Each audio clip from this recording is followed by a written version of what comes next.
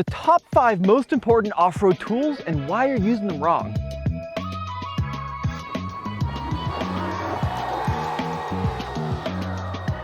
It seems like modern four-wheel drives have more button switches and knobs to help you get stuck and then unstuck off-road than a space shuttle has getting it up in outer space, and it's tough to know what all the buttons and switches and knobs do, especially for a beginner. Number 5 is four-wheel drive low and when to use it. Now, the number one thing I hear that is incorrect regarding 4-low is that it provides more traction.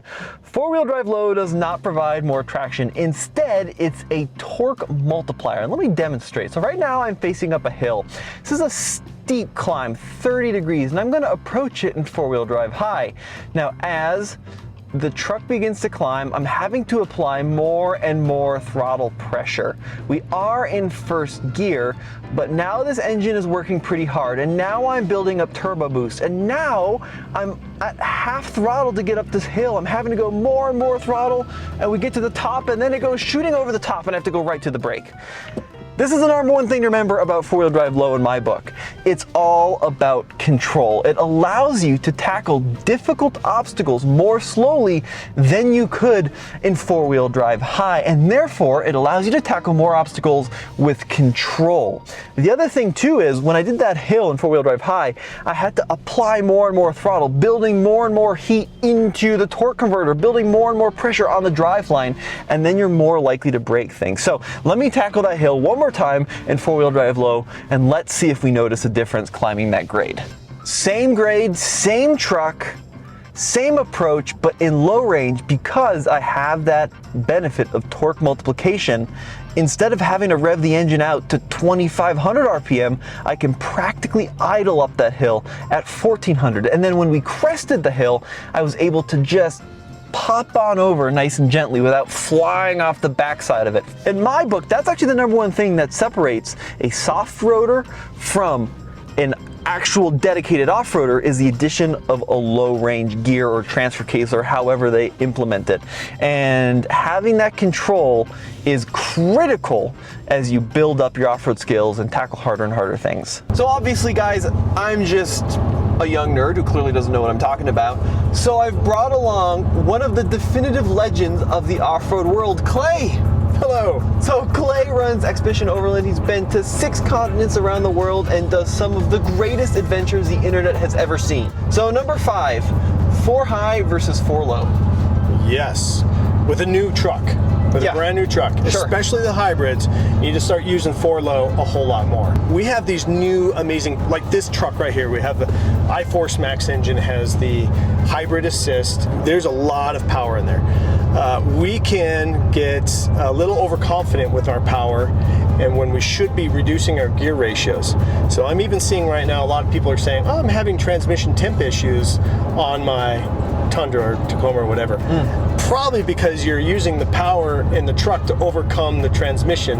You should be reducing your transfer case, going to 4 low, and having mechanical sympathy on the vehicle. Even though it has the power to do it, you shouldn't use it like that. Number 4, sway bar disconnect. A sway bar is an essential safety tool on road that limits body sway in turns. Off-road, however, the suspension needs to move and conform to keep traction with the ground. A locking mechanism in many off-roaders can separate both halves, allowing just that. This Land Cruiser is traversing these elephant holes. With the stabilizer bar connected, you can see the suspension fight the ground as it tries to limit travel. With it disconnected, I can now move and articulate, keeping the tire in contact with the earth. It also makes it a lot more comfortable eliminating head bob off-road. It's going to give you a better ride because that front axle can move, articulate better and easier, and it's going to allow your wheels to stay on the ground through more rough terrain. Any mistakes people make with sway bar disconnects? Toyota has dumbed it down pretty good, that if you go over 19 miles an hour, it reconnects. Okay. So that's good. If you're running like a manual setup, don't forget to put them back on before you get on the highway or the interstate, because if you have to make a defensive maneuver like say a car's coming in your lane and you have to swerve, Yeah. you're gonna really wish you had that stabilizer on there. Number 3, differential locks. Now the basis of what a diff lock does is very simple, but kind of hard to articulate. So when you make a turn on the road, your outside wheel travels further than your inside wheel, which means it has to spin at a different speed. So differential allows a differential in wheel speed across an axle. Now let me show you the problem with that when you get a vehicle like this new Toyota Tacoma off-road. So I'm going over these moguls here. I'm gonna take it nice and slow. Okay, now we got wheels are spinning, but the truck's not actually going anywhere. So what I have to do now is to get over this mogul, I have to use a little bit of momentum, which then risks putting the truck into a bad position. It risks breaking things. So a little bit more momentum. There we go. All right. So we're over that first mogul, but now we've got the next mogul to get across. And now I'm in an uncomfortable situation. My wheels are spinning, but I'm not going anywhere. So what I have to do is one of 2 things. Now, if I go ahead and engage a locking differential, I'm gonna put the truck in a low range, I'm gonna click the locking differential.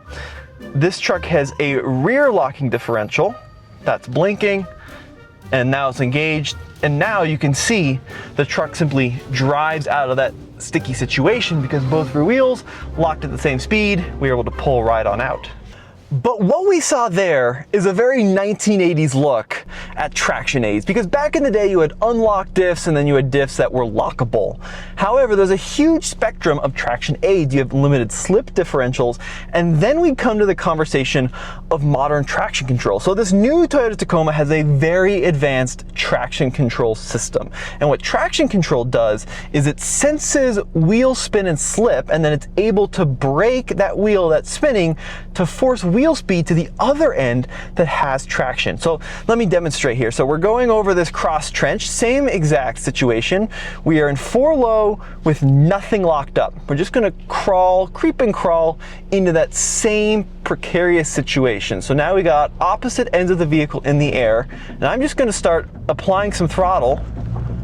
And you could see, you can almost hear it actually, that brake pumps start to actuate, therefore sending hydraulic pressure to the wheels that are in the air and then forcing that wheel speed over to the other end. Here, I'll give it one more demonstration. We're gonna try to get this thing even more precarious. I'm gonna show you how effective traction control is. And the great thing about traction control is you don't lose any turning circle ability. You see, with a locking differential, because those 2 wheels are locked together, it becomes incredibly difficult to make tight turns. However, with that locker turned off, the differential acts like it's supposed to. The computer's smart enough to know, oh, we're not stuck, we're just making a turn. So here we go. We're going for the maximum amount of kind of difficulty here in this obstacle. This is, once again, just with the traction control system. And it's able to work its way out of those difficult situations. The key here is, though, with a locked diff, you can be really gentle on the throttle because those wheels are spinning at the same speed and you can kind of crawl it. But with traction control, you have to commit to a heavier throttle input, and that then generates the wheel speed needed to slow down the spinning wheels to actuate the other side of the car, or in this case, truck. Use the locker whenever you think you need to use it. It's a mechanical sympathy device. It's allowing us to take care of our vehicles in a better way. When you engage it before you think you need it, it prevents all that wear and tear of a wheel spinning, grabbing, all of a sudden getting traction and hitting hard and loading all the diff, the axles, and putting tons of stress on your lug nuts, your tires, there's all kinds of things that can happen. So use that locker if you got it more often than you think you need it.